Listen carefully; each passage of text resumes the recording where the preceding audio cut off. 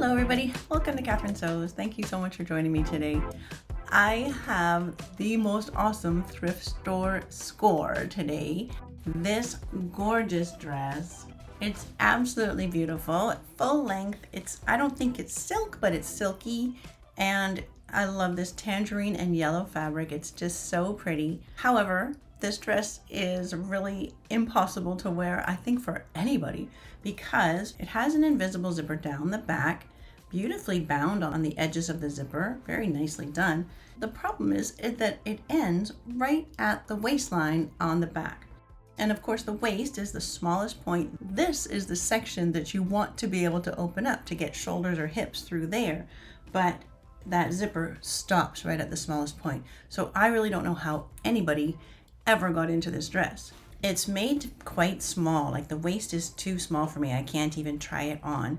But one really nice feature about this dress is that it was sewn with really big seam allowance. It looks to me like some clothes that I've seen that were made in India, where they use multiple lines of stitching and a really big seam allowance, and this sort of open weave muslin kind of lining, which is great for in a hot country. So that big seam allowance is one way that I'm going to make this dress work for me. The other way is I have to replace that zipper. So I will be taking the zipper out of that center back. I'm going to sew that seam closed because the center back seam doesn't continue past the waistline. So instead, I'll be opening up the side seam, which I have to do anyway to release that big seam allowance, but that's where I'll set in a zipper on the left side. Then I'll be able to make the waist actually open so I can get it on, and by releasing that seam allowance, hopefully I'll be able to make it fit me.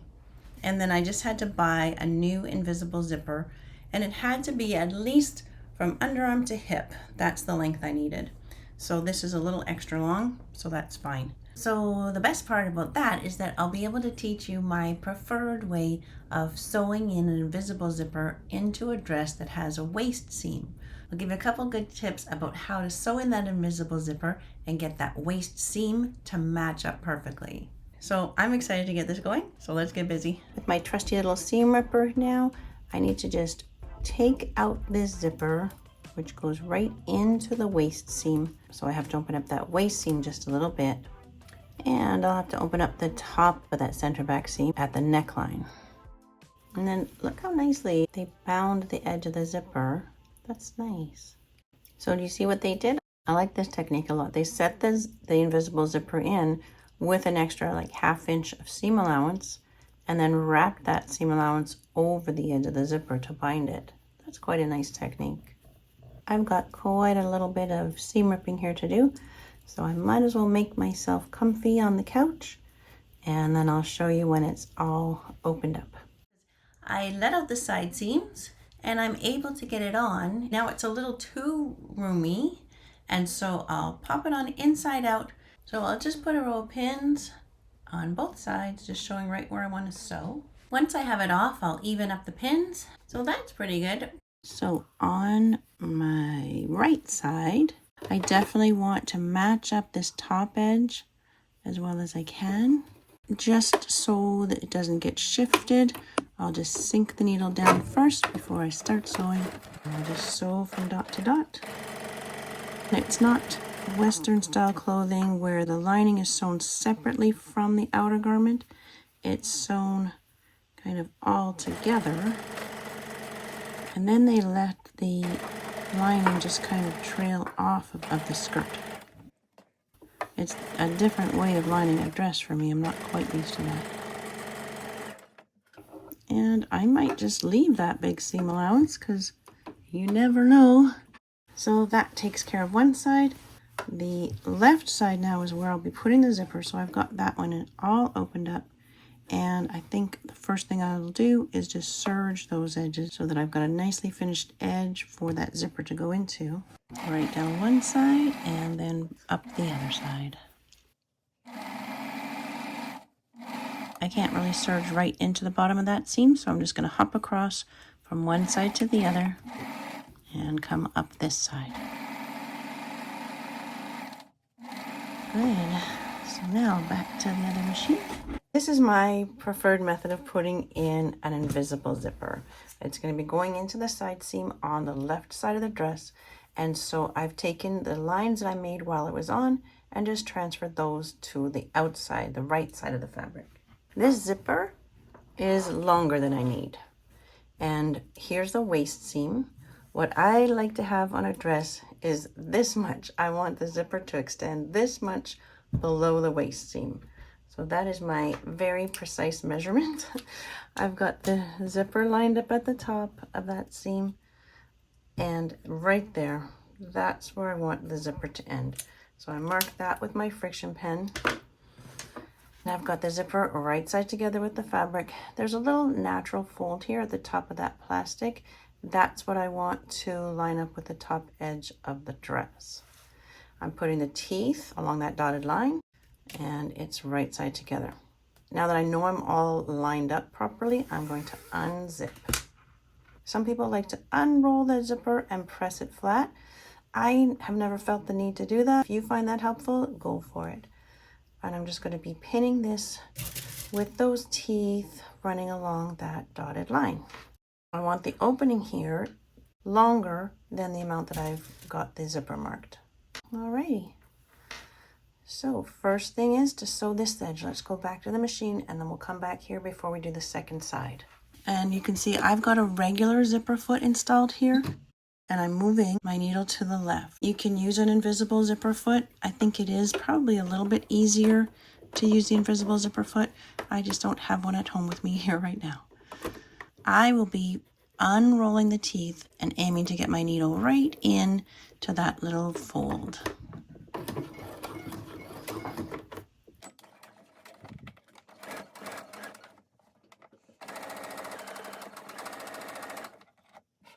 Notice that on the presser foot, I'm just going zoom, zoom, zoom, just little short bursts so that I can organize as I go.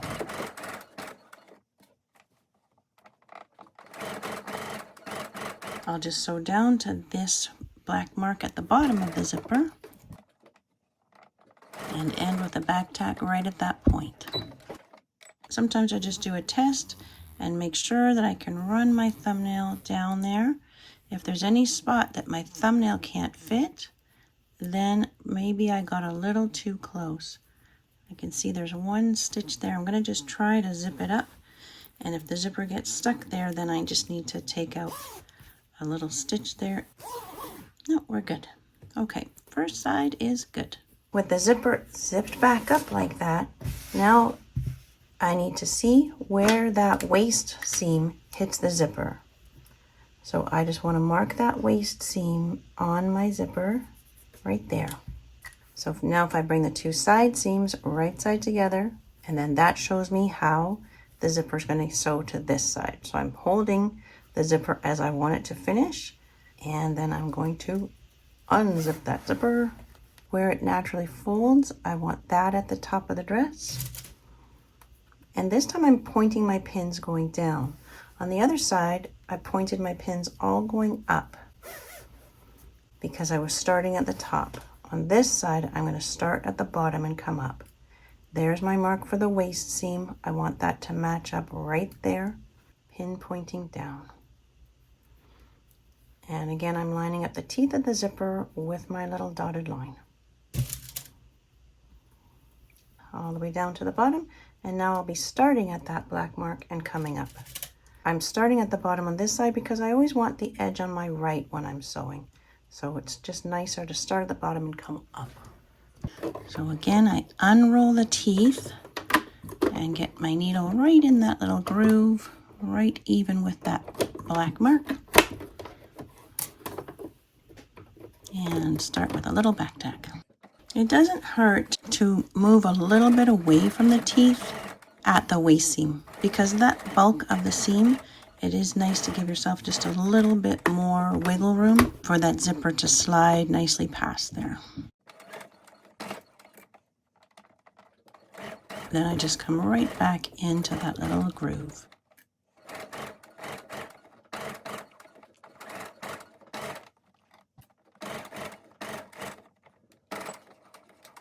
I've had students get to this point and then take out their whole zipper because they think they've done it wrong because it's twisted. Don't take your zipper out. It just needs to flip over, that's all. And then look, when you zip it up, oh, it's so nice. It just looks like a regular seam. That waist seam matches nicely. Oh, that's lovely. Invisible zippers, in so many ways, I think they're easier than a regular zipper. Isn't that nice? Oh gosh, that's good. Okay. Alrighty. Not quite done with the zipper yet though. 2 things I still need to do. 3 things I need to do. First thing I need to do is deal with the excess of this zipper. So I'm going to do a back tack just right across the teeth of the zipper. And then I can cut off the excess a little ways below that. Good. Then I need to close up this gap. So I want to connect from the end of my stitch line there and then sort of taper into the stitch line that's already on that side seam. I think I'll switch my presser foot to the other side so that I can use it to get right into that spot. This is often where your fabric is going to want to make a funny little pucker on you, and you don't want to pucker right there. So that zipper out of the way. You can cut off the extra zipper after you do this step if you want. It might make it easier to get that zipper out of the way. So a little back tack at the beginning. Now, normally you would just connect to your seam that is below that zipper, but because I've got this funny lining situation here, I think I'll just be tapering right off. And then I'll have to check to see what that looks like from the outside. I have a feeling I might need to do a little bit of tweaking there. So there's the bottom of the zipper, and it just blends nicely into that seam. You can see my dots from my friction pen, that will erase. Now here I've got an issue. There's a little pucker there. And then this is the original deep seam allowance. So I've just got to sort that out. That shouldn't be too bad. That was the hard part, putting in that invisible zipper on the side seam. And that just worked out pretty great. Oh, there is one last thing to do with this zipper. And that is just to tame these edges at the top. I can trim up all the yucky threads. I will switch back to the regular presser foot. I want to fold that zipper tape down. And then I want to do a little back tack at the top here. Sometimes I do it right through the dress to make sure everything stays flat. But on a very dressy dress, I wouldn't. I would just stitch the zipper tape to the seam allowance. To make it look good from the outside, it's nice to hold your thread so it doesn't get all tangled up. A little back tack going through everything is just going to hold everything in place nicely. You can barely see that back tack, I think. I mean, you can see it, but that is going to be right under my arm, so I'm not too worried. So same thing on this side, just a little fold in the zipper tape and a little back tack. And that takes care of the zipper. I'm really happy with how that zipper went in. That was just painless, and it looks wonderful. I'm really happy. So I got the zipper out of that center back seam, and now I'm just going to serge the edges. And yes, I did have to make sure that I can fit my head through the neck opening, even if there's no zipper there. That was something I thought of at the last second. And then I can just pin that center back seam closed. My edges are not quite together. One side was different from the other, but I just want the fold line to come back together.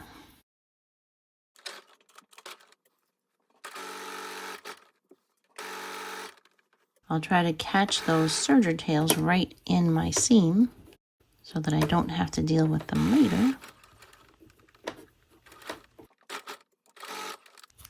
Now I can trim off the end of the serger tail. That should be fine.